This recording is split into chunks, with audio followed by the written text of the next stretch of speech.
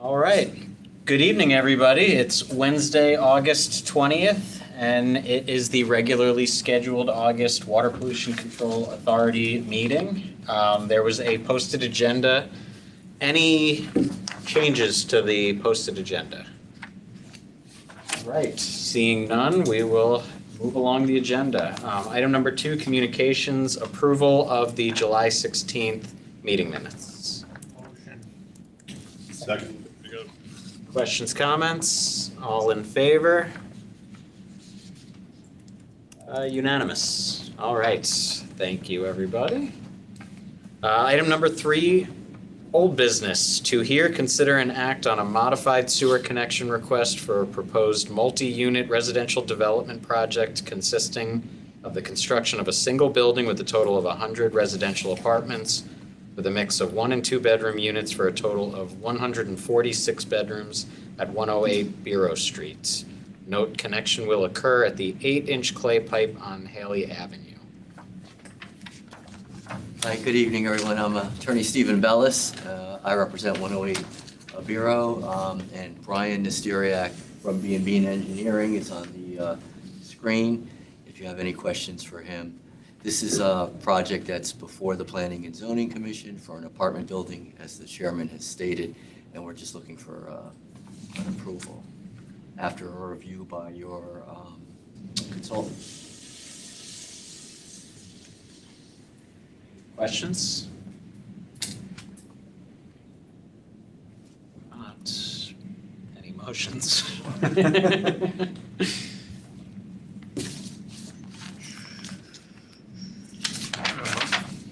If there's no, I mean, What's the, it's good to me. do you have the gallons per day that you guys have? Do you know, or? Brian, would Brian, do you know the gallons per day that this would put into the sewers? Give me a second. I have the cubic feet per second. Yeah, I'm looking through your, Heat flows on. hang on, average daily flow, proposed development, I got 21,900, is that correct?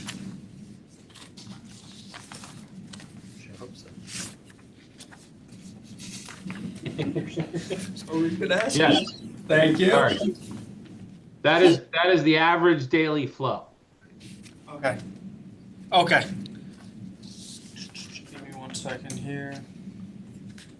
So I make a motion to allow the proposed development at 108 Biro Street, consisting of 100 residential apartments for a total of 146 bedrooms with an average daily flow of 21,900 gallons per day to connect to the Fairfield sewer system. The approval will be valid for 2 years from today. After 2 years, the applicant must reapply for extended approval. If the extension of the time is requested, the WPCA at its sole discretion may require an updated sewer capacity analysis. The applicant will be required to pay the I&I fees in effect at the time the permits were issued, and the fixed I&I will be waived for the project if the permits are issued within the initial 2-year. Does that sound right? Is that seconded? Questions, comments? I got just one I question. have I've got a question too. When we are putting in the fixed I&I will be waived for the project if the permits are issued within the initial 2-year, what is the fixed I&I that they would be paying? I'm always wondering that. That fixed is if they didn't do their own flow monitoring, Okay. then we charge them that We'll flat charge rate. them. But they did flow But monitoring. they did the flow we monitoring. waive it. So, My question is, when did they do that flow monitoring? I think I saw this in one of the prior meetings, but because, everybody knows it's been dry out there. We haven't got a lot of rain. This was February through March of this year. Thank you.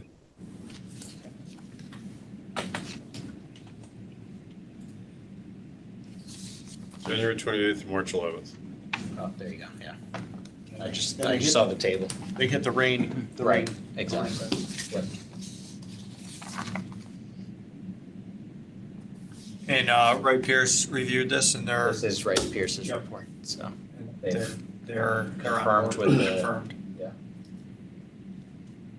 I guess my only question though is that the calculations say the 8-inch gravity main on Castle Avenue, but then we're talking about connecting it Haley. Where are those two in relationship?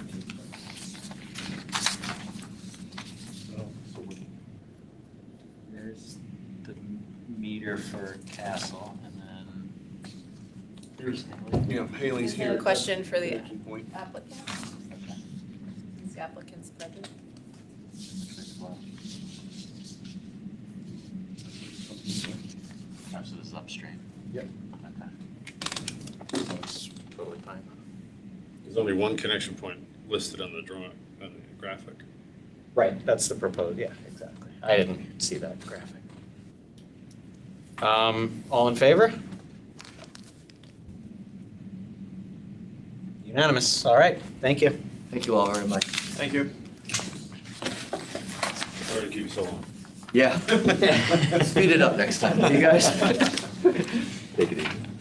All right, moving on to new business, to hear recommendations from a cost of service analysis to inform FY 2026 sewer use rates. Guest presenter, Zach Green from Raftellus.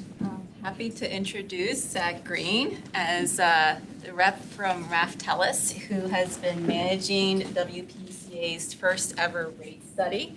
The utility has been working with Zach and his team since April of this year in developing not only recommendations for what we'd be seeing for rates based on our cost of services, but also a third-party review of our new capital plan that we implemented over this past year. So handing it off to Zach. Zach, just a prepared housekeeping thing. You might want to stand at the podium. Yeah. It might be better on the video. The only way I can You can- advance my presentation is to be. Want me to hit the button? Sure. Okay. And I'll just prompt you. Yes. I think I closed my calendar reminders, so hopefully that won't pop up again. If it Okay. does, you can just. And close I With it. your backs to the camera. All you should need to do is just hit Okay. that right arrow. All right, you got it, sir. Yeah, all right, thanks. Thanks for having me, everyone. I think I've met a lot of you, but for those that haven't met me, Zach Green, manager with Raftellus. I've been with the firm since 2018. Before that, I was with Arcadis, and for the first 18 years of my life, I lived in Fairfield. So I grew up fishing with my grandfather in Long Island Sound and watching the fireworks at Penfield. So it's nice to be back here, and thanks for the opportunity. You can go to the next slide. So the purpose of our study was really to ensure, long-term financial sustainability and viability of the WPCA. What I mean by that is this was a long-range forecast, even though you guys, I think, are only just considering kind of rates on a year-by-year basis. It was a cost of service study, but also a broader rate study. One other thing that I'm not really going to touch on today, but will be in our final report, is there a capital planning sort of process review and some recommendations around that that we have for you guys as well. So just wanted to mention that. So what we really focus on is projecting and analyzing cash flows and impacts on rate levels and what the impacts on customers are as a result. So we looked at not just the current rate structure, we evaluated others as well. We're not making a recommendation for any change to the rate structure at this time. As much as anything, that's because we want to make sure if a change like that were undertaken, that all of the operational administrative considerations, billing system, technology, things like that, have time to be kind of figured out. And that does take some time. So I want to set some context for this study. So due to a combination of, I think, inflation, aging infrastructure, emerging contaminant regulations, we are seeing higher sewer rates relative to CPI across the country right now. So the American Water Works Association is a national association stating about 6% per year on average. There's a lot of utilities in there that don't do any increase. They do them every 10 years or whatever when a problem emerges. So that average, I would say, skews low. I do a lot of rate studies around the country with larger utilities that are recovering their costs. and I'm seeing high single digits, higher than that even, so very commonly. You can go to the next slide. Can I just ask? Yeah. On the prior slide, it talked about reducing consumption, I guess. Yeah, so that's part of the trend, I think, around the country that's been playing out really over decades. We're just seeing more efficient fixtures as part of that. So as the housing inventory turns over, whether that's new housing or renovation, the consumption per account comes down. And that's, I think, as much as anything, what's driving that trend. So I just want to kind of establish the WPCA's rate-setting authority, for which we would point to at least two places. The NIPD's permit itself specifically requires that, rates be set as a compliance condition. So the specific language is the permittee shall maintain a system of user charges based on actual use sufficient to operate and maintain the publicly operated treatment works, including the collection system, and to replace critical components. And the Connecticut General Statutes authority is similar, section 7-255. Fair and reasonable service charges for the use of the system to fund O&M expenses and capital improvements. So, there's various interpretations of that depending on how you're considering available cash, but essentially it means you can recover your full cost of service, right? You'll note as we go through this presentation that because of the cash position and the town support that the WPCA gets, the rate increases that we're recommending are really below the authority that's granted here. But they're what we think makes sense, given the longer term projections. Next slide. You can keep going. So just some high level modeling assumptions that went into the study. And before I do that, I should just say, the way the rate study proceeds is we gather a lot of information, we speak to staff, and then we want to essentially model the revenue requirement and then allocate it to the rate components. In your case, it's essentially just a volumetric rate with a minimum. And, in some cases, we have clients who have various customer classes. And in those cases, the cost of service allocation aspect of the study can be more involved. That may happen in the future of the WPCA. Right now, there's certain data limitations around assets and around customer classes. So who's a commercial account versus a residential account versus industrial. I think, over time, more of that data may become available, and that may change the nature of your cost of service allocation exercises.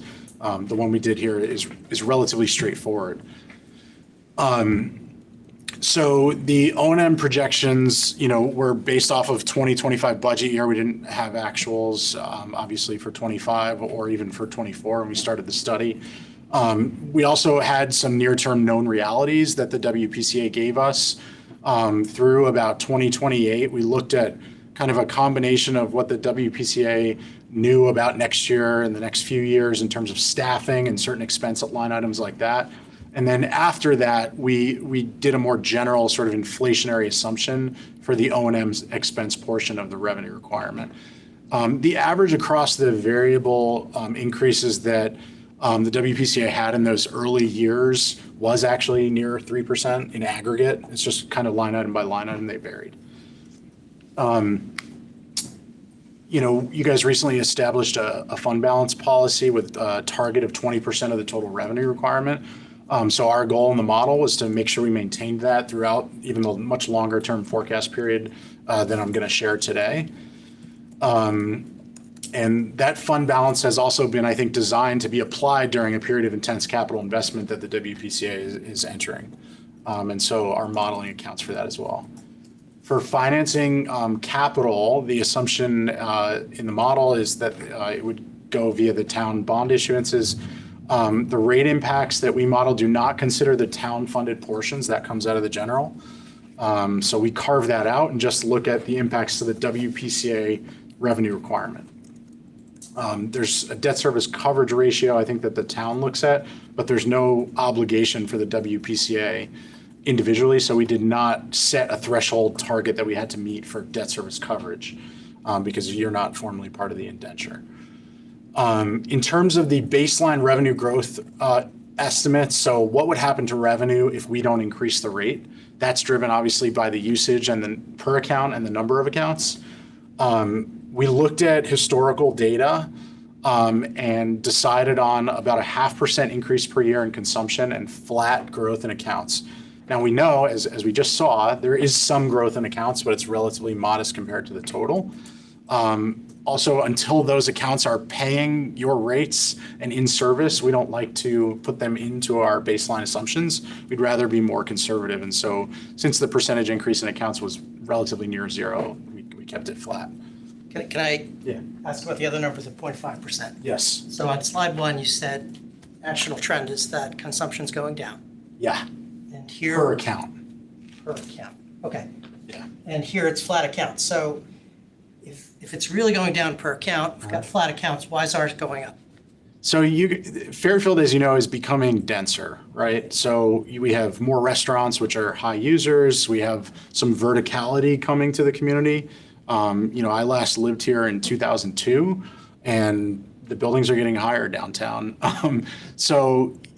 Being near New York City, being a desirable place to live because the town does a good job of being a competitive community, you guys are seeing a little more growth that's overcoming, I think, some of the decrease in consumption because your consumption has gone down in some years, but it's gone up in others. So what we did was we looked at the average, I think, of the last 5 years of the consumption trend, and then we always like to haircut that a bit for modeling conservativeness. We don't want to assume too much baseline revenue and then have a wet year where people aren't, delivering as much water into the system for whatever. So what was the various reasons. 5-year average? I think it was about 1.87%.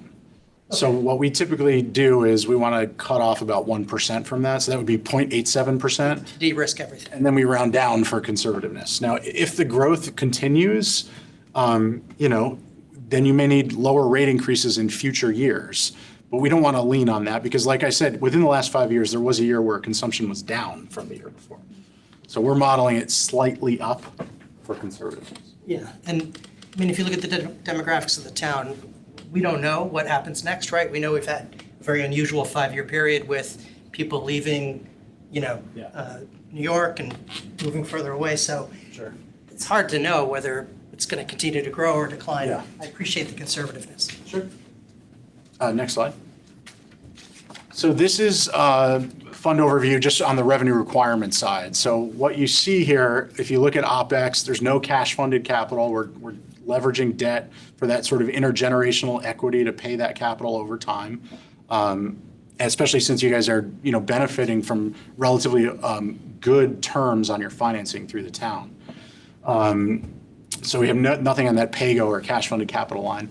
But then what you see is, first of all, on the OpEx side, there is some pretty aggressive increase in that 25 to 26 period. I don't know if you want to briefly share, Michelle, on sort of that one major line item. Maybe everyone here will be very familiar with it. They are very familiar with it. So the major additional, what had been unplanned for extra $1 million expenditure on our operating budget, which is the way that we're now required to manage our sludge or biosolids. So you see a jump there, and then obviously, the debt is increasing because you guys are investing more in the system. You certainly see that in the proposed debt service line, which obviously starts next year because that's the first year of unknown amortizations. But we use the CIP and we amortize that over time. So you see that start to really grow through the period, and I'll show the raw capital investment in a minute. But the result at the bottom line, total revenue requirement, is some pretty big growth here. Now, the rate increases we're recommending are lower than what you see in that year-over-year change line, where it's as high as like a third, 33% increase in the cost for the WPCA from this year to next. Contracted property service expense mentioned there is what Michelle just summarized. Could you explain the dynamic where there's large growth from 25 to 26, but then a decline in 27? A decline for are you looking at a certain line item? Top line, OpEx. operating expenses. Yeah, there were a few lines where I think it was due to a reduction in FTEs. There was at least one position. There's specific line items associated with our payroll, and that's why you're seeing these fluctuations. And those are our projections within the near-term years, which are unique to our overall projections. Right. We only grow it beyond 28, by an inflation amount. And this is typical. So I mean, in the 28 through 32 period, what you see is what you want to see, which is basically your OpEx is just growing with the economy, sort of the costs of things and labor. The capital is more variable depending on the investment in the system, but leveraging debt smooths that out a little bit to make it more palatable. So to offset these large increases in costs, the plan is to deploy some fund balance because you guys are well above that 20% target that was recently established.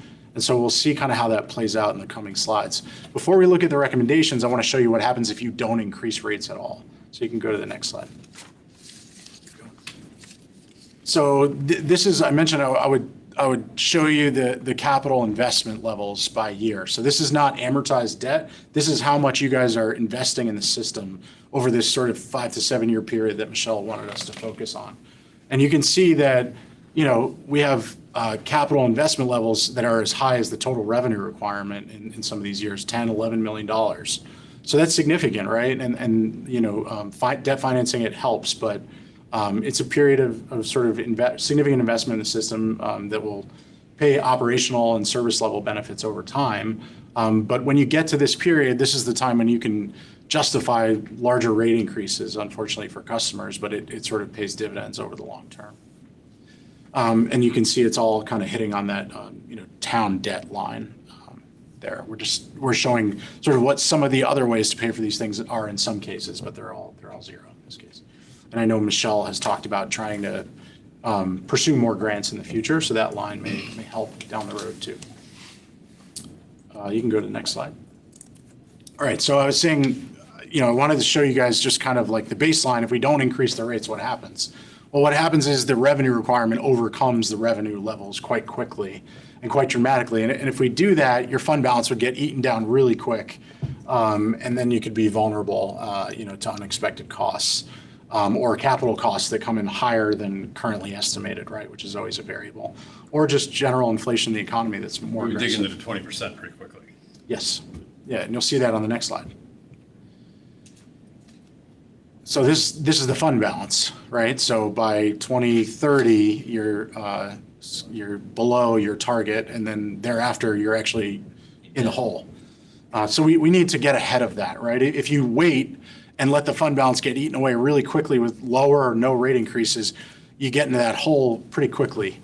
And so the way to manage that is to have rate increases earlier in your forecast. And if you go below what we estimate is needed in the coming slides, it's just going to be more the next year, right? You start to get behind if you eat away at that fund balance quicker. It just means when it's time to catch up, you have to go even faster, and it hits customers even more dramatically on a year-over-year basis. But we recognize this is not realistic. That's why we've forecasted some rate increases for you to consider. So you can go to the next slide. So these are the increases. So what we've done is we have the higher increases earlier in the forecast because that has more impact. If you inverted it and did lower increases now, then the rate increases later wouldn't be 8.5%. They'd be, over 10%. So you always like to kind of do this on the front end of that period of significant investment. So your volumetric rate is $5.40 per centum cubic feet right now. We have it going up 8.5%, which would be $5.86 next year, and you can see the trend beyond there. So these increases of 8.5%, then 8, 7.5, et cetera, which if we showed you the full forecast, go all the way down to 3%, which we like to kind of get down to that level and stay there, not go to zero. But that would just continue. So 5.5, 5, 4.5, 4, et cetera. And in doing that would keep you above your 20% target in every year of our forecast. If any of these rate increases were lower by 0.5%, within 10 years or whatever, you just go out slightly further, you would be below your fund balance target. Nevertheless, these increases do produce slight annual deficits that you guys can kind of clean up with that fund balance that you have. So you're in a good position to sort of help out customers through the period of significant investment by deploying fund balance while having rate increases that, while they look higher than what you're used to, are cost justified for this period of investment and are really pretty common with what I'm seeing all over the country right now. Yeah, can you bring this also to equating what this, for example, in fiscal year '26, the 8.5% in cash flows for our customers, for Yeah. our residents. What does Yeah. it actually look like? Yeah, we were talking about that the other day, and I think it's about 10 cents a day. That's what we came to. Yeah. So the other thing to realize is if you look at, so let's look at the minimum charge, right? So for metered customers, 167.50, that's annually. And then you look at the 181.74. Well, the way we're showing it here has to do with the way you guys bill, which is annual, and they can pay semi-annually if it's over a certain amount. But if you were billing monthly, which is very common in utilities, these rate increases would be so small in dollar terms that you wouldn't even blink, right?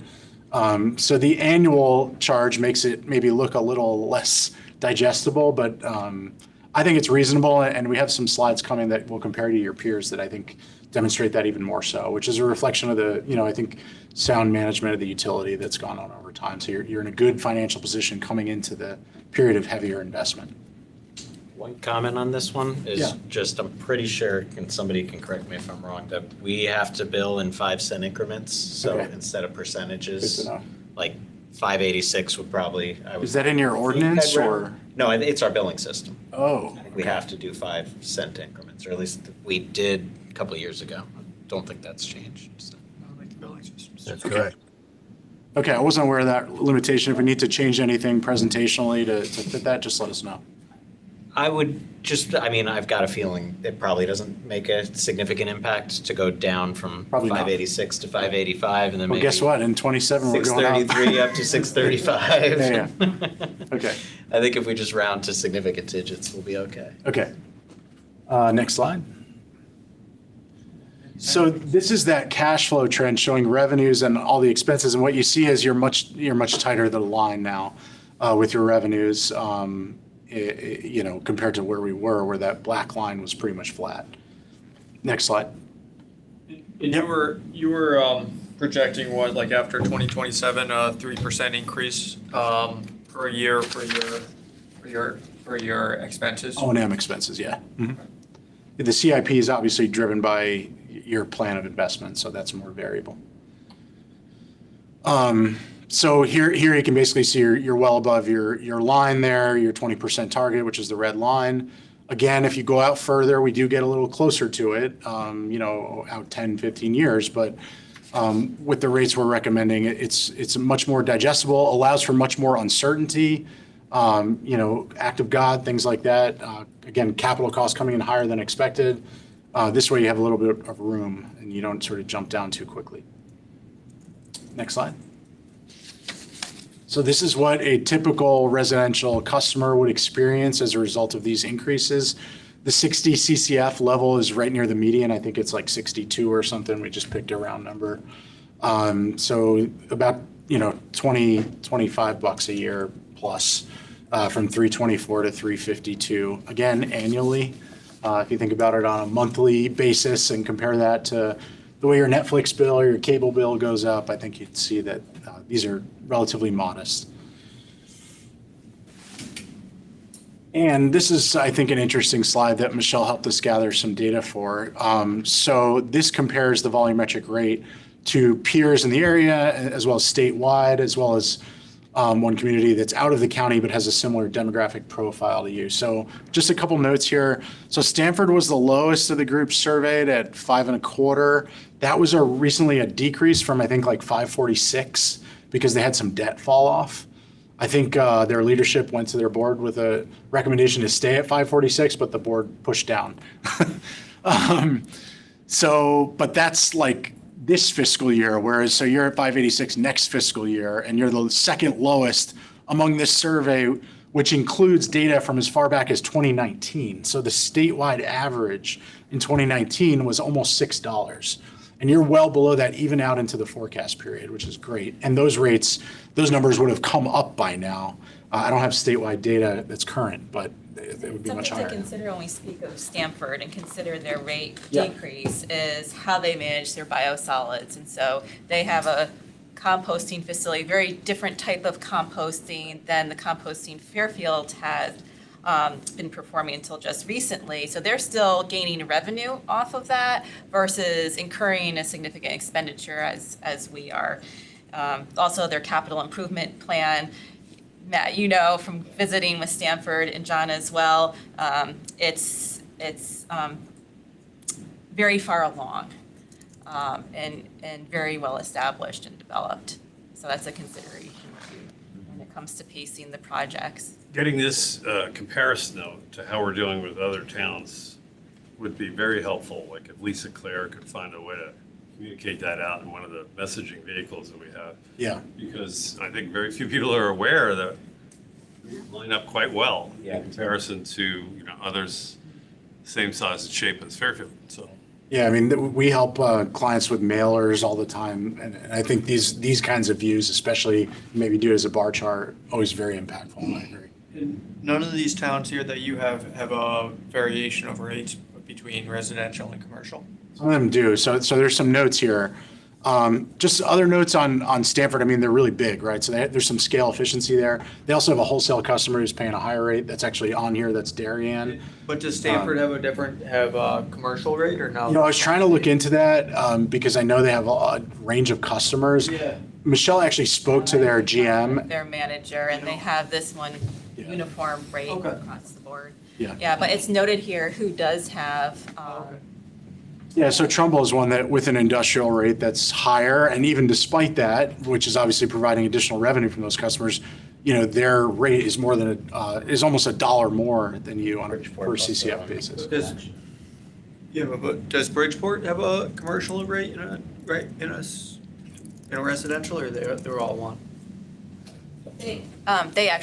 they do, this is their residential rate. I Okay. included a footnote on that, thanks. Because what all the Trumbull goes to Bridgeport, so they probably, I wonder if they pay a higher rate. Right, because they're a wholesale. Commercial. Right. Yeah.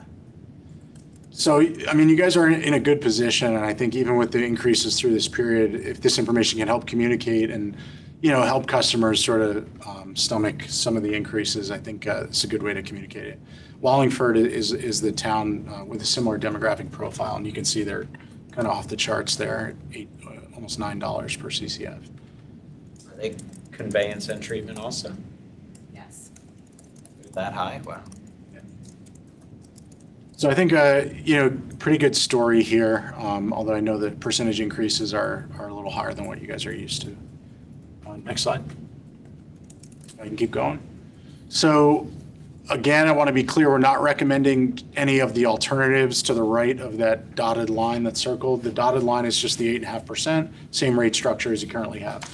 I'm not going to get into too much detail on the other columns, but what we considered was some other common structures, and those are really two elements.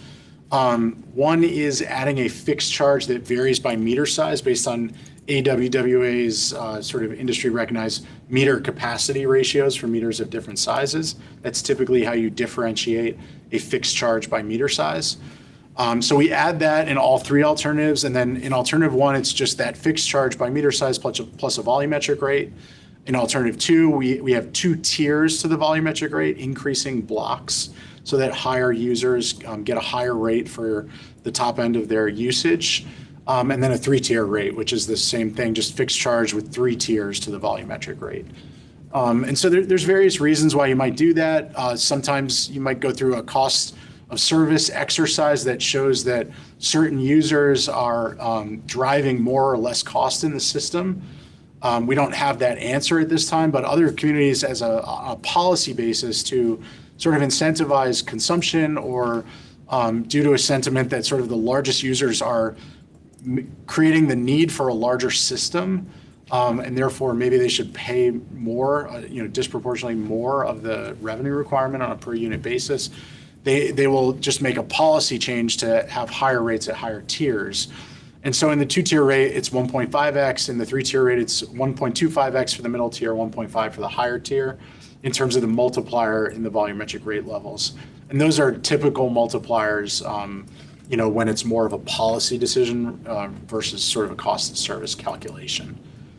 So, what we like to do with communities is kind of a pricing objectives exercise that could be done with the board in the future, where you sort of say, what are we trying to accomplish with this rate structure change? Are we trying to stabilize our revenues by introducing a fixed charge and being less subject to the variability of usage and weather? Are we trying to, incentivize conservation by introducing inclining block tiers? So there's various things that you can sort of qualitatively assess and then map that to a given rate structure. But this was just based on some staff feedback about what might be interested to see, and the resulting volumetric rate levels are in that last section of the table, where you can see, obviously, when you introduce the fixed charge in alternative 1, the volumetric rate goes down. I'll show you what the fixed charges look like in a second. In alternative 2, when you have the tiers, the first tier's volumetric rate goes down even further. So now you're 421 coupled with a fixed charge. But then the second tier is at 631, so higher than your current volumetric rate, and so on in the 3-tier structure. Any questions about these alternatives? All of the alternatives are modeled to that build consumption is roughly equivalent. Yeah, so the Some of total it. consumption is assumed to be the same, and it's just, allocated to the tiers differently. And then these are all revenue neutral as well, right? So it's just differentiating how much different customers are paying. Next slide. So this is the fixed charges. So, for well customers, obviously right now they kind of have a fixed charge, right? It's $250. So, in our recommended rates, that just goes up by 8.5%. In the alternatives, you see how the fixed charge would split based on AWWA meter capacity ratios. There's a decision that we make in there as modelers in terms of how much revenue we want to allocate to the fixed charge versus the volumetric charge.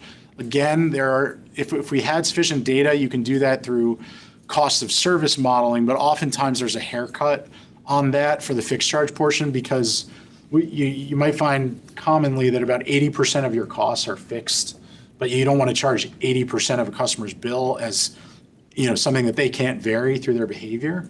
So usually the relationship is kind of flipped. You put about 20% of the revenue requirement on the fixed charge, 80% on the volumetric. That's about what we've done here. And so you can see, about $98 would be for a typical small meter size residential customer. They would pay that no matter how much they use. The justification for that is you guys have to maintain the infrastructure and operate the system, whether they are in Florida for the winter or not. There are fixed charges, and it makes sense to, make sure every customer is paying into that system no matter how much they use. That's kind of the theory there. And you can see, obviously, for much larger meters, the fixed charge is much higher. The question I have is, again, is consumption going up or down? In a world where consumption is increasing, variable price model is,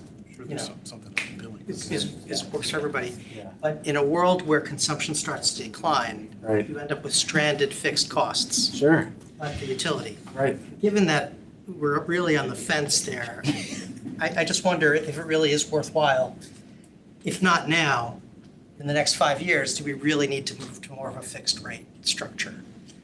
If Or a consumption- portion of the rate. Or a portion of it, exactly. Because if consumption's going to flatline, the fixed costs are not going to be covered in the future. Without pointing to anything wrong in the way you currently charge customers, which is also common, I think of this as sort of a best practice, right? Yeah, Um, yeah. I mean, the simplicity of allowing the users to have total flexibility, kind of, pay per gallon kind of a charge, only works in a growth environment, a consumption growth environment. True, but there's also other ways to grow too. So, as the town is replacing 1-bedrooms with 10 bedrooms and all that type of stuff, obviously that's the reason why we have very modest growth consumption. But at the same time, if all of our consumption starts going down, Trumbull, I'm sure, would be open to another option besides Bridgeport. And if we ended up getting enough space in our treatment, like right now, we don't have capacity to take them on. Right. But if consumption continues to go down, there's potential other options. Yeah, when you guys get all that iron out of the system, it might be in a very different Yeah, reality. same thing there too, exactly. Okay, so not recommending any of the alternatives, but I think we did a lot of good work here to sort of help staff understand these alternatives and consider whether in the future it might make sense. You can keep going. All right, so now you can kind of focus on the darker bars here because that's the difference between the current state and what we're recommending. I just want to kind of show you what it looks like for various customer types, right?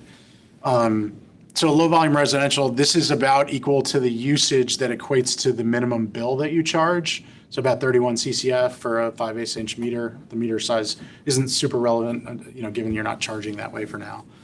167.50 becomes about $182. You can go to the next slide.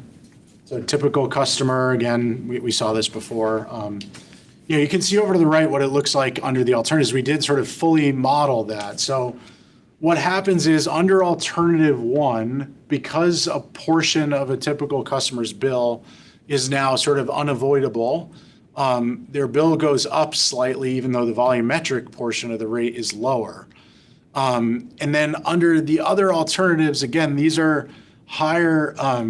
So under the tiered structures, some of that increase of that fixed charge is offset by the fact that a typical customer is not necessarily having consumption on those higher tiers. So they're getting help from the heavier users. So that really brings the bill level right back down to kind of where you are currently, despite introducing a $100 fixed charge. So you can kind of see how that dynamic plays out. And this is based on 60 CCF. Depending on what level you pick, the dynamics of this change a little bit. We'll see that as we keep moving through here. So 85 CCF, this is about the 70th percentile of bills. So 70% of bills are below this level. So there you're at about $460 a year, and you'd be about $498 just with the 8.5%. 507 with the fixed charge.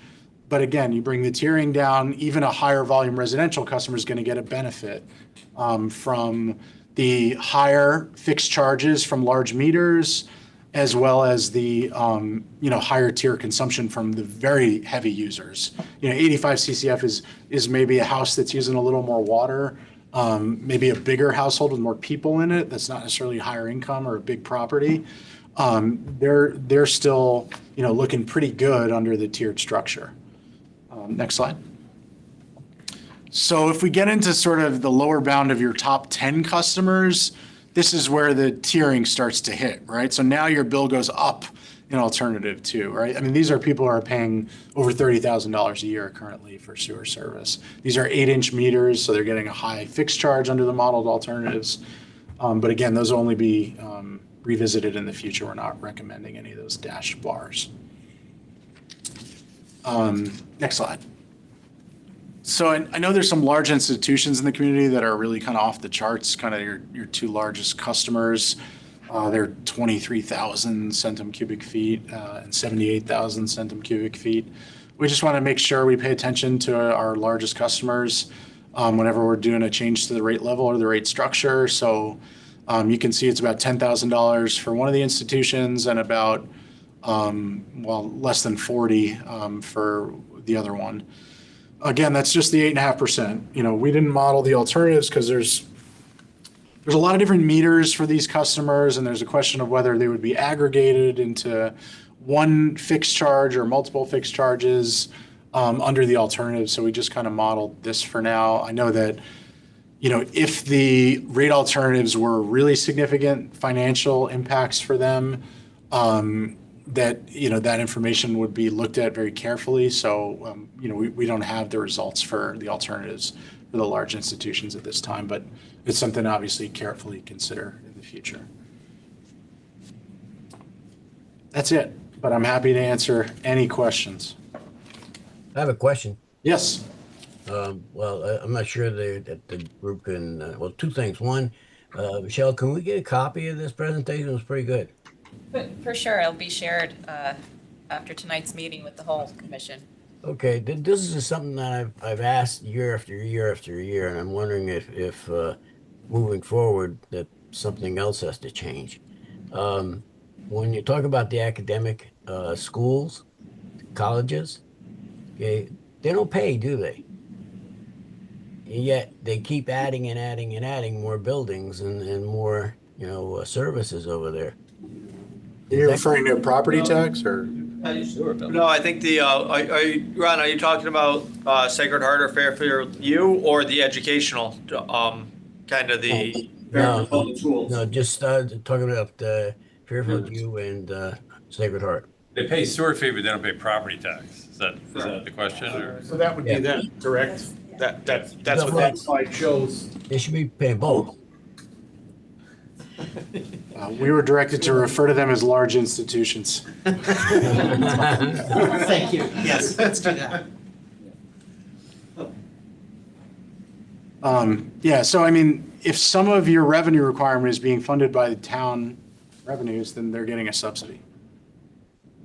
Yep, they are. I mean, there's no other way to say that. If they're not paying property taxes. This is very good. This is very helpful. The facts are really useful. Do we have an I mean, it doesn't sound like we have an alternative, but is there an alternative to what is going to be a noticeable and significant increase to many of our customers?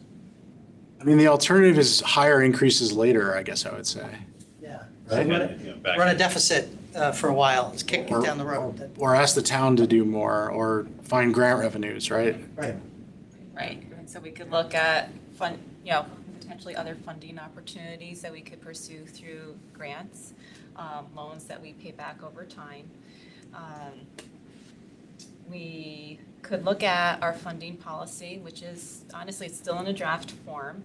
And so we have that 20% fund balance threshold. That's something that we could consider. And then part of that draft funding policy is also the percent breakdown as to how much the town is going to fund a specific category of project versus how much the WPCA is going to fund that project. All of those would be other factors that would impact what Zach is presenting here tonight. Right. But it sounds to me like all of those are a little bit left pocket, right? Pay me now, pay me later. Take it out of the town's funds. It doesn't sound like there's any answer that fundamentally changes the fact that costs are going to go up by 8.5%. I mean, the only other way would be to defer necessary capital projects that I'm not prepared to recommend. And they have a positive ROI, right? And did from a utility perspective. But even when Joe was here, like last year, when he presented I think we all knew this was coming. I think what did we have, a 6%?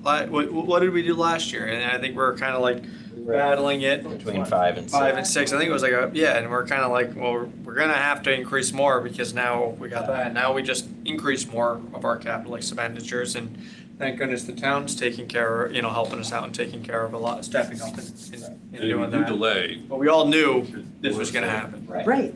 But also, and that's one of the reasons why I'm glad that Zach had presented the Fairfield County and even the statewide comparisons, because yes, 8.5 sounds like a big increase, but when you look at our rates, we're still the second lowest out of everybody that we saw, and lower than the state average 6 years ago. And when they do their rate increases and you look at the rates going up over time, you're going to look at their rates again and they're still going to be higher. Right, exactly. So we've been under capital recovery. plans in Exactly. 15 years. One way to think about it, All of though, you this have we built up a expect- reserve. We should have low rates because we haven't spent any money. On capital. We're about to spend a ton of money, so we need to Investments increase our over a rates. period of time to build up our balance. It's got to come out in your message repeatedly that we look good compared to others.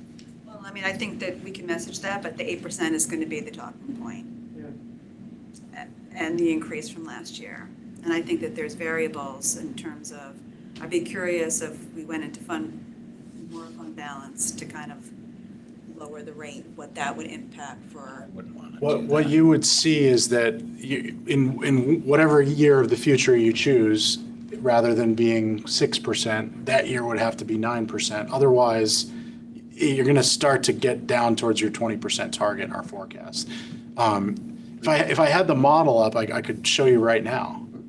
But that's with using just the first tier. If you look at using the additional tiers, which we're clearly going You're to. talking about the rate structure alternatives? That's Well, if you go to the uniform. rate structure alternatives, we're actually talking next year for the average residential user, which I remember would that- say would be the people that focus Yeah. the most on, would be that they are going to see a potential actual drop in that. So we're talking about going up and then going and immediately dropping back. So it'd be interesting to see the modeling on a 1 year and then what that then looks like in those outlying years. Maybe it isn't going to cause it in the same way. It's a great point. Yeah. Total cost structure, but not, again, sort of the majority of and the average sort of Yeah. You know, and the 10 cents a day is nice, but I can make the same argument, and I respect that position on it, but I can make the same argument on doing an 8% tax increase across the board. Sure. Instead of, 2% tax across the board, because I could say, well, for $1.20 extra a day, roughly on the average, Right. it's not that big, but when you stack it up, and it's,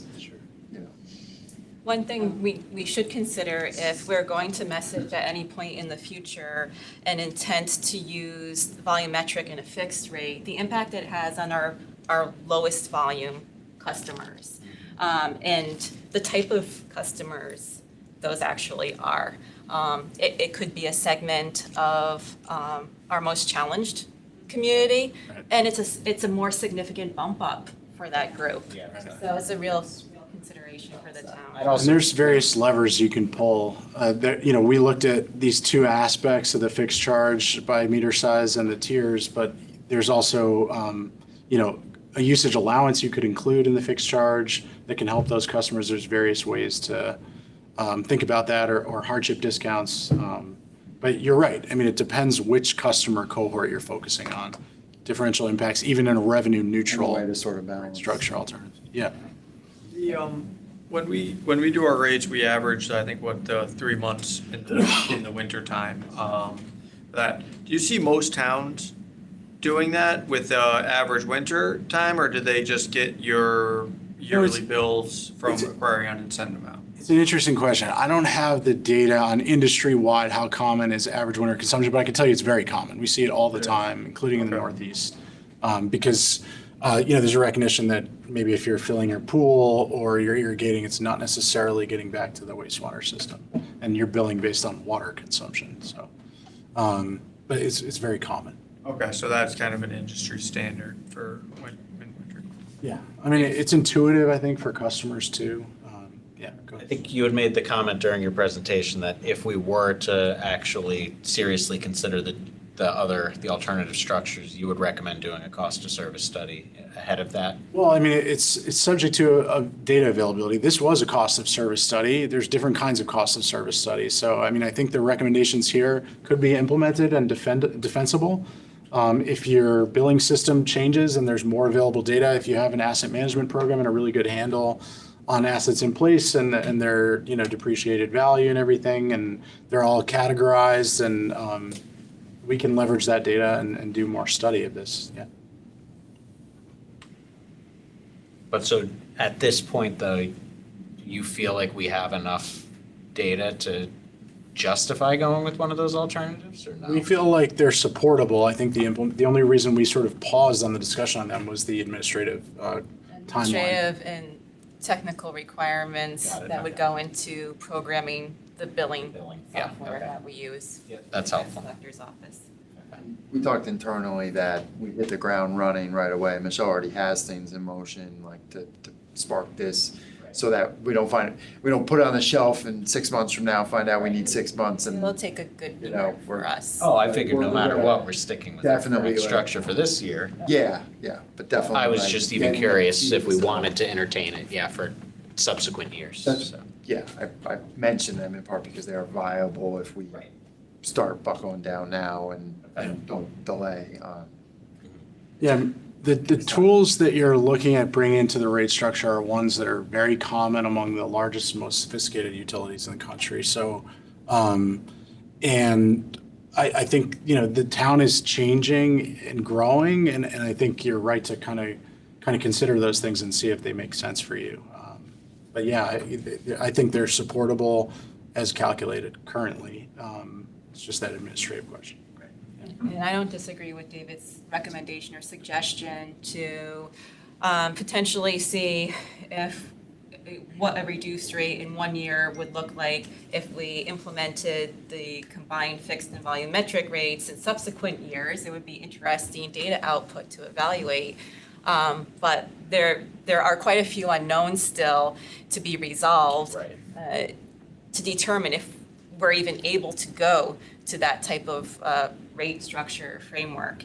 So, just my own recommendation as a utility manager for WPCA is I wouldn't too heavily rely on certainty for implementing that type of rate structure next year or the year after that.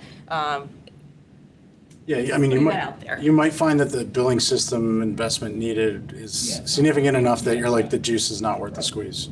TBD.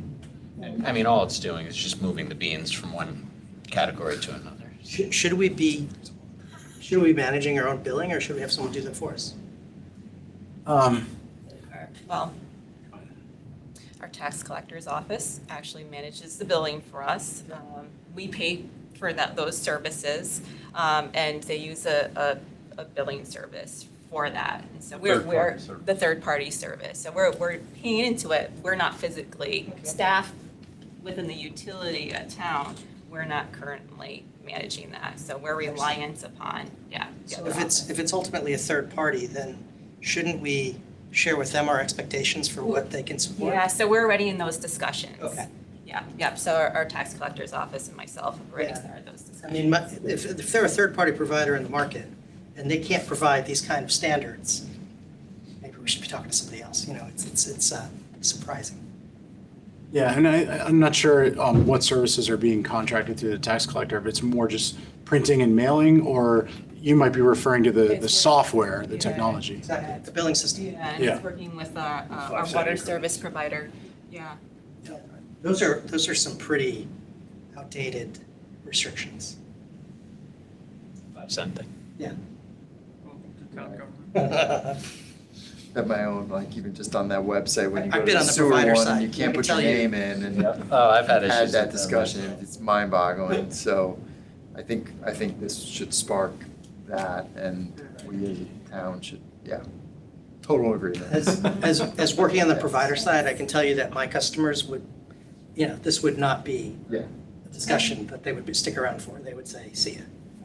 And I don't know if. No, and it shouldn't limit us on something. Yeah, and another consideration is town staffing resources also to make this happen. So it's not only reliant upon software and service compatibility, but it's our ability to actually carry this forward. Have you given any thought to what that cost would be, or the number of people that you would need? No, because I need to really learn more as to what this looks like, so I'm not at that. Is it drastic But or thank not? you, yeah, no, that's definitely No, but that has to play into it. situation. Yeah. One other piece I didn't mention is just when we did the fixed charge modeling, we brought in data, from that was not in your billing system to do that analysis. So we had to match premise codes to get the meter size to align to the billed WPCA accounts. So the management of that data and updating that data over time is some of the administrative aspects. But over time, some of that, once we have our baseline, should be. It's harder upfront, I would but say, it's still, getting- you still have to actively manage it. Yeah, but some of that comes over from, like, some of that should be more automated, like, once we're doing that anyways, it should go into the right system. Yep. Once you have the baseline. Mhm. So, and that gets to the timeline of being able to implement this, you gotta get your baseline data in the right place. Yeah, I mean, there are utilities of your size or smaller that have this rate structure, so it's not feasible. Yeah. It just takes a little bit of time. My last comment on messaging is I want to make sure that it doesn't get lost that the state's PFAS biosolids law has caused a roughly $2 million operation increase year over year, so. That is essentially almost your entire. Yeah, exactly. Technically, 10 million, rough numbers, $10 million with $1 million expense. I mean, Yeah. So, I mean, yeah, obviously, we're doing a lot of capital work, and so that's why we need to do this stuff, but the gigantic year-over-year hit of 8.5% is very largely thanks to the state, so. And I think our local reps, I think Jennifer Lever was on some of those committees on the environment. I think she might be on the environmental. We did have conversations, Jennifer That's right. joined and our other state reps and our state senator. Tony joined us in discussions directly with state of Connecticut. Maybe the several reps months can ago. try to help the town out by getting these out, saying it's gonna increase our rates. That message has definitely That has definitely been been communicated presented, multiple yeah. times, and it's, Yeah. doesn't, It's like one extra set of words ducked into something that. And we're the standout, unique WPCF in Connecticut Yeah, because we were impacted. doing something different. We had beneficial reuse that went, Which made sense. Yeah, but it got eliminated the second that thing got enacted. So. Who would have thought? That's an important way to, maybe there's something there to talk about, which is we had been doing a smart thing. Yeah. That we're no longer permitted Allowed to do. Right. So we had been. It was an asset and became a liability. So. Right. I mean, definitely on a relative basis, but you might say, we've been able to offset a lot of cost by doing this smart thing for a long time. We just can't do it anymore, so. We were ahead of our time. Any other questions for Zach? Great presentation, Yeah, Zach. very Thank you. good. Very helpful. Thanks for having me. Thank you very much. I assume you guys have other things to talk about. I'll get out of your hair. You want to move back to Fairfield? We'll happy to have you back. You're welcome to stay. You're welcome to leave. Second lowest sewer rates around here. You get 2 meters. Thanks, everyone. So you can circulate this, or I can, whatever. Yeah, I'll circulate it. So 5 cent change. moving down the agenda, something very apropos from Zach's presentations, discuss and propose new sewer usage rates for fiscal year 2026 and schedule the rate hearing date. So the first part is obviously what do we want to do based on the recommendations, but then from there, and Michelle, do you have all of the scheduling stuff? And it all comes down to posting in the paper, and then we have to have a meeting in 10 days and all that type of stuff, so. So, we need to schedule the rate hearing before September 5th. It's August 20th now, so we have a 16-day window. Right. But we have to public notice the hearing 10 days prior. So if we publish this Friday or by this Friday, we could hold by or on September 2nd, because September 1st is a Labor Day holiday. Right, okay. So one consideration I would recommend is let's public notice Friday and then hold the hearing on the 2nd of September. Virtually that evening, does that work for 4 of us? It works for me. Need to make sure we have a quorum. Yeah, it works fine. That's Yeah. Tuesday. Tuesday, September 2nd, It does not work for me. does not work for you. Is there any way to, how many were you missing if I'm not there? Well, we don't know if Alyssa's available. How about can be there. You can bake, okay. What How about about you, Ron? Ron? Are you free Tuesday, September 2nd? Yeah, Okay, well, we've got 4 then. So, I'll be camping in Zion Park in Zion National Park. I don't know if there's any cell service. So. let's plan for Can't 9. rent a satellite phone? Starlink. Even better. So special virtual meeting on Tuesday, September 2nd.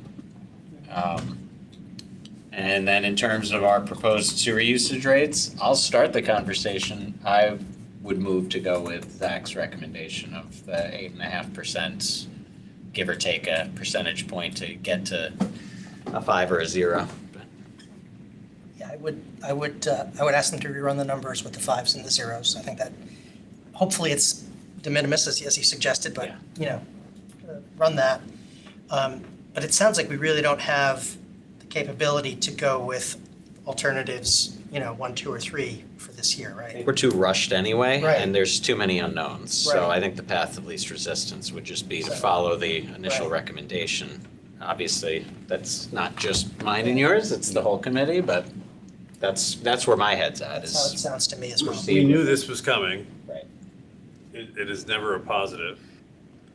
But if you don't do it early, it's going to be bigger later. Yeah, if we proceeded with a 5 or a 6, then that just means the following year is going to be 8 or 9 or upwards of 10. It's more of a political negative now. plus you want the communication to specify about the, we're the second in Connecticut type of thing. Right. Yeah, but we're looking at 8, 8.5, 8, 7.5, so it's not insignificant the next couple of years either. It's not. Just throwing it out there, but we knew this was gonna happen. We all did. But the average resident is the I view. agree. Well, the average I average agree. resident It doesn't. doesn't know, and I think we're just coming off of the change in the motor vehicle tax that everybody got hit with, that Do that many people look at their sewer bills to see I the don't rate know. increase? I That's do what not I have a always sewer wonder bill. for. We've never had anybody show up to our public meetings. Yeah, we've without- never, know, so and we always, and I'm always the one like, this is a lot, because I always look at it on the commercial side there, and I'm like, these 8% increases are huge. You're talking major money for just a kind of, a manufacturer of that. That's big money. A lot of them are small mom and pops, and that's a lot. But, I could see where your side is that you're looking at the residential and kind of looking at a lot of the people there, and it's like, do they ever I could see maybe the commercial people complaining, saying they're way up, but to the residential, I think it's just a combination of, they're not looking at the actual dollar, they're looking at the percent. Yeah, I think we've tried to, along the approvals for the projects as they've gone to the boards, right? So whatever the splits are, as we sort of moved on, we've tried to message to the boards to some degree, yes, we know they're going up, but that they're not gonna spike, we're gonna try to, this would just sort of go in the opposite direction of it. So I agree, we asked for this, they gave us it, from a technical perspective, here's your numbers. It makes me a little bit nervous, I'd have to go back and see like what we're bringing to the boards next for this, but it's gonna make those discussions a little bit, more challenging, I think, because there's gonna be some concern. Now, the counter, even in a tier 2 or 3, to your point, would be that it hits all that other bucket, which isn't really any better, it just softens in the other end. But you're looking at it from a couple different angles here, and just trying to say, how do we we need to keep investing, because if you do something here that then shoots you in the foot somewhere else, you know better, and we're actually at a point of investing now, so. And I don't like the idea of just further depleting our reserve, because to Zach's point about having uncertainty in the cost estimates in the CIP and just random things showing up, I have legit concerns about those. We have a lot on our capital budget, and if we have to start deferring capital projects because we didn't fund ourselves well enough, that's much worse to me. Deferral projects is causing cost increases, of Exactly. course. And we're seeing that with the Fairfield Beach Pump Station Force Main Right. project right now. Yeah, exactly. So I really don't like the idea of let's soften the blow and just eat into our reserves, and then later we're setting ourselves up for more. We're largely not using in that we're mostly going out to bond for these, we're Right. not actually using those reserves at this Right. point. So I understand the theory on increasing the reserves. The reserves, two things, there's the budgeted reserve amount, and then the reserves actually each year have been historically going up. There's been some draws off those reserves, but we've actually been doing now less of them because we're shifting more into the bonded bucket. So I guess you'd have to look and see and we'd We'll have be to paying look off, back. we'll be paying off those bonds, the WPCA through its fund balance in later years. And now that's worked into this model that Zach presented Some this amount evening. of it if it gets to a certain point. Yeah, I mean, if I understood Zach's graphs right, we are, even with these increases, we're actually slightly depleting our reserves year As a over year. percentage. As a percentage. Right, exactly. Real dollars versus, but. Okay. And that's only looking at 3% increases from 2027 on, which you don't know what's gonna happen. Yeah, exactly. Funds will increase. Yeah, and that's where just an average, that's what I would By hold. more than that, Right. flat line, yeah.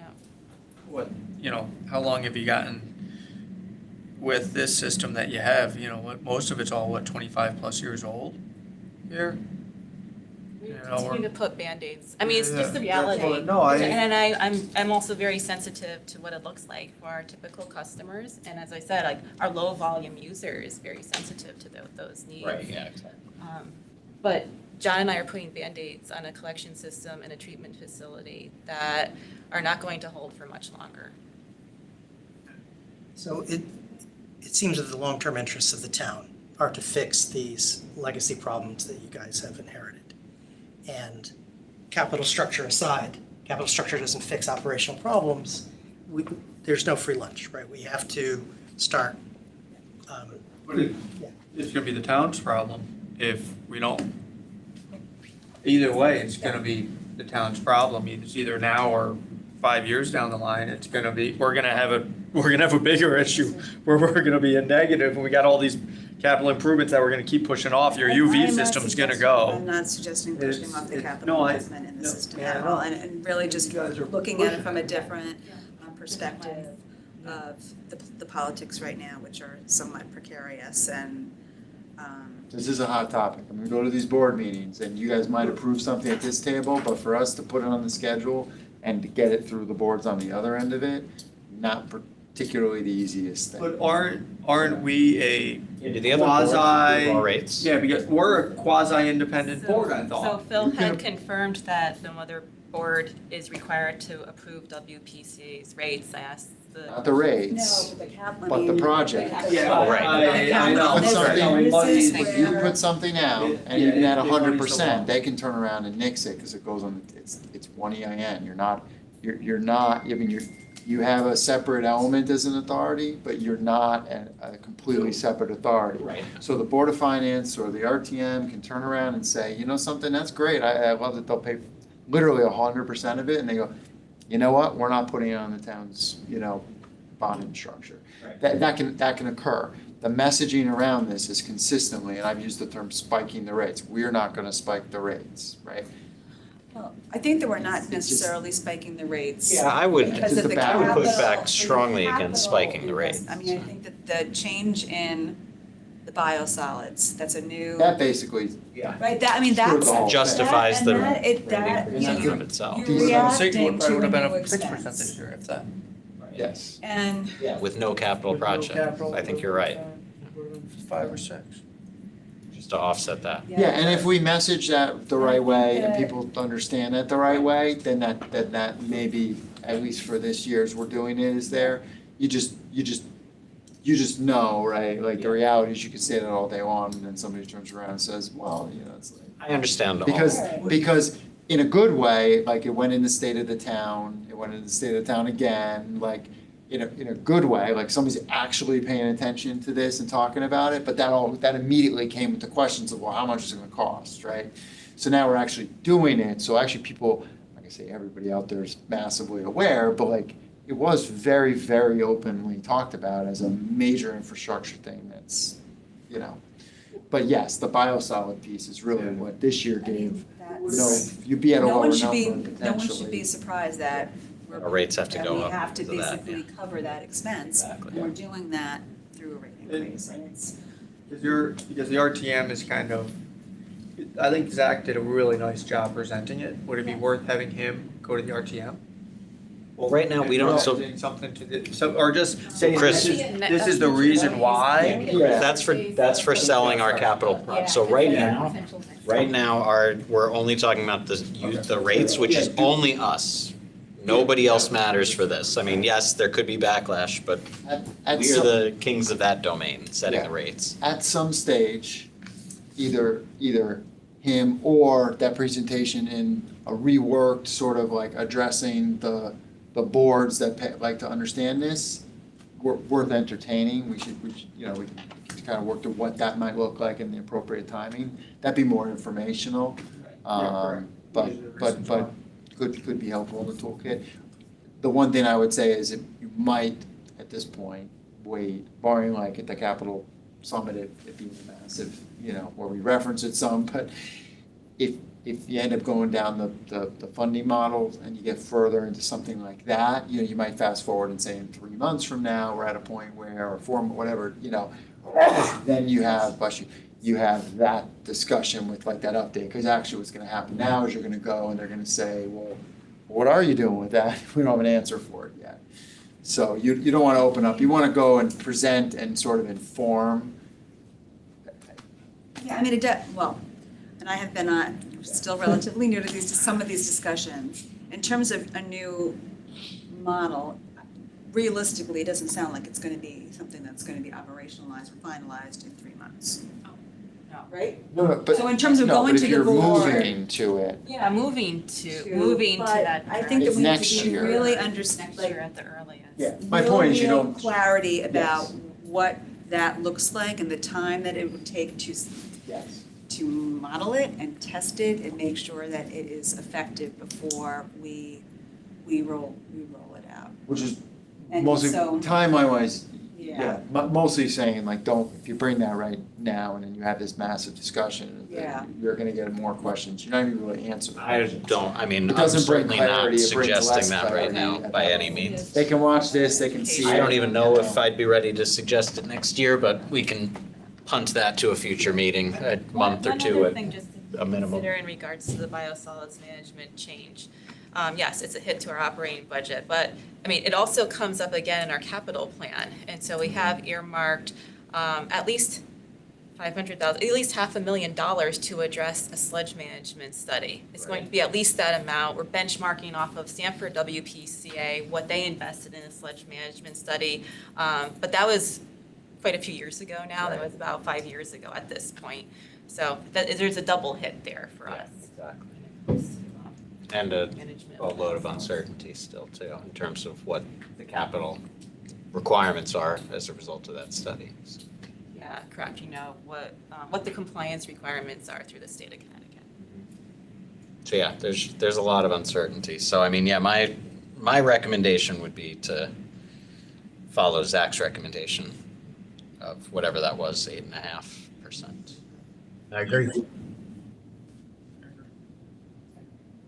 So, I mean, we're not voting today because we can't, so, but it sounds like though we have an agreement on that's what we're gonna be, so that goes in the, We have to Published. publish that information in the notice. so It's can we? 8.5% or whatever that rounds to. Yeah, put the dollar amount in that's closest to what we're allowed to do that Zach had recommended. I think it was rounding down 1 cent, unless that was the subsequent year. But we're aware we're not making your day any easier. It's okay. Yeah, it would be going from 586 to 585, down. Yeah, exactly, okay. So 585 is our proposed rate for next year.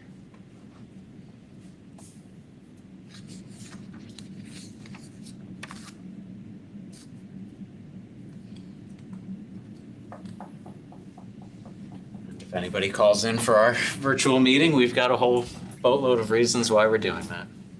The biggest one being that we have a financial expert who recommended it. And well, I think that we debated doing it last year, and we probably could have gone higher last year. Yeah, I mean, part of me kind of wishes we did. Right, that we didn't, so, No, we didn't. Because we were concerned about. I knew that there was a lot of There uncertainty. was a lot of uncertainty.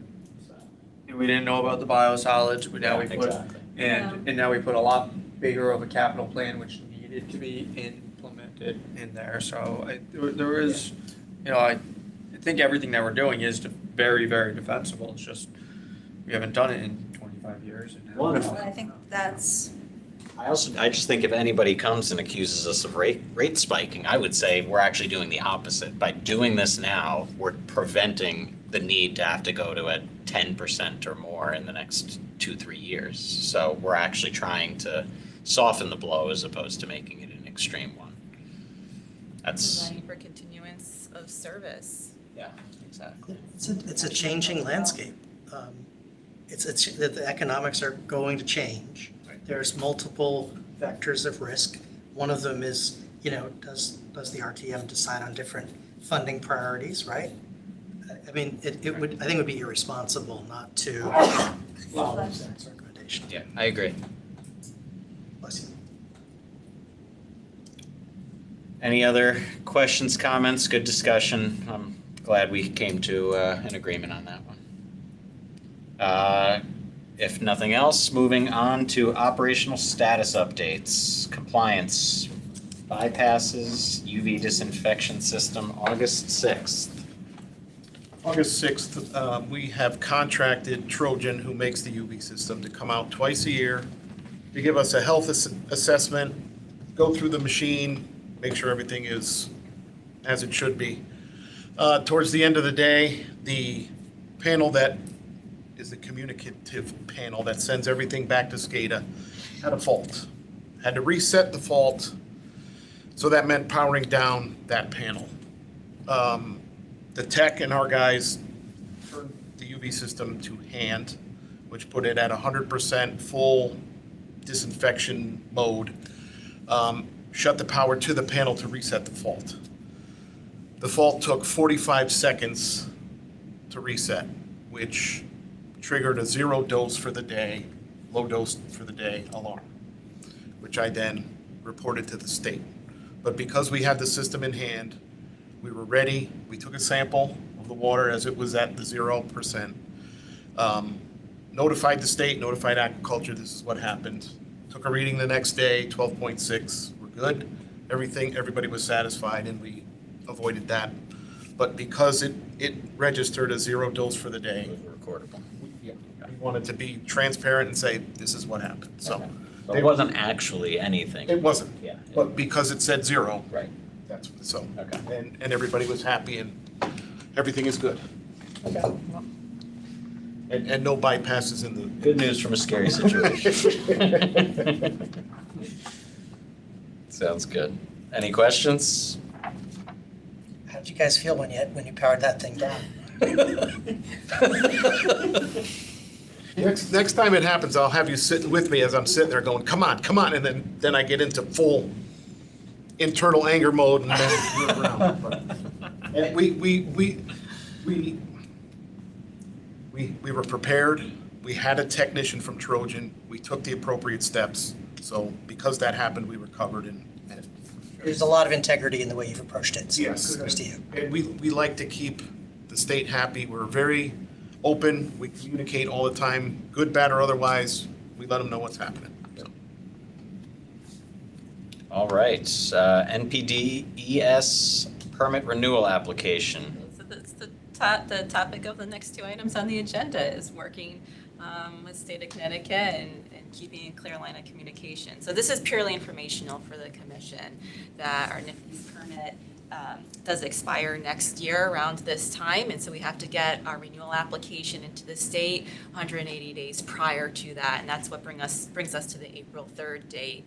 And where town is currently engaging with consulting services to help us along this renewal application. Just from what we're hearing by benchmarking off of other WPCAs similar to us, that the renewal process looks a little bit different. Forms are primarily the same. There's been some adjustments in forms to make sure they align with federal NIPD's application forms, but just some changes when it comes to working with state contacts through the process.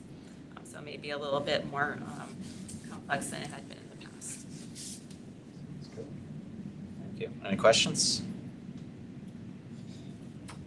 Biodrying.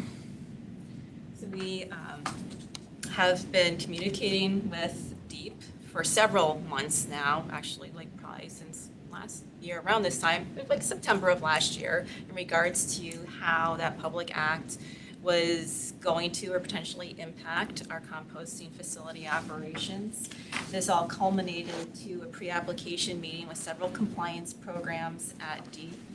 Compliance program managers provided us with their comments and feedback in regards to how they believe state regulations and statutes may potentially regulate the biodrying pilot that we currently have underway. I do have a summary of that meeting that the town is currently working through to provide a response to DEEP. I just wanted to let the commission know that that meeting did occur and we're continuing communications with the state regarding the pilot. Sounds good. Questions? All right. Capital improvement project updates. Phase 1 plant equipment improvements. Well, we're continuing to work with AECom Nickerson joint venture in negotiating contract terms and conditions. We've worked through a proposed scope of work. We feel good about that. Now it's really getting down to the contract language itself, and we're still earmarking the September 17th Board of Selectmen meeting to bring the proposed contract to. So we're still on schedule for that. And again, on that, you don't need anything from us, right? We already Purely approved updates. everything approving. So, Right. okay. Any other questions? Mill River Force Main. Good news on this project. We had 3 firms submit qualification packages, and we'll be interviewing those 3 firms this Friday. So we're moving ahead on that. Sounds good. view on that? No. I wasn't asked. It's a busy day. Kind of nice. Great, back to back. Yeah, Any other questions on Mill River? Fairfield Beach. In Fairfield Beach Pump Station, just wanted to give the update that still moving forward with design services, we're working towards that 30% design package and getting that in October. Sounds good. So do you think it would have helped doing like a progressive design build on the Fairfield Beach pump station? See, I don't know enough about that Yeah. method of contract delivery. It's very new to me, Yeah. and I'm still learning. Yeah, I wonder, yeah, because I wonder how, when we finish this up, if it would be worth it for these, kind of like these Well, like- smaller items, Yeah. just to go right out and do that. They want to do this one, see how it goes. Pump stations, when it comes to design I and know. construction of those, it's something to consider. Yeah, I know. Yeah. I think it would. Yeah, we'll see how successful we are with, starting in on the plant improvements project this way, and even internally in town, working through a brand-new type of contract. Once we have that, sort of like a template Set. in place, we may I want think it to would use it work again pretty if it's good. I successful. think it would cut a lot of time out and make it easier probably for, on your end. Not, Definitely cutting time out, right? Yeah.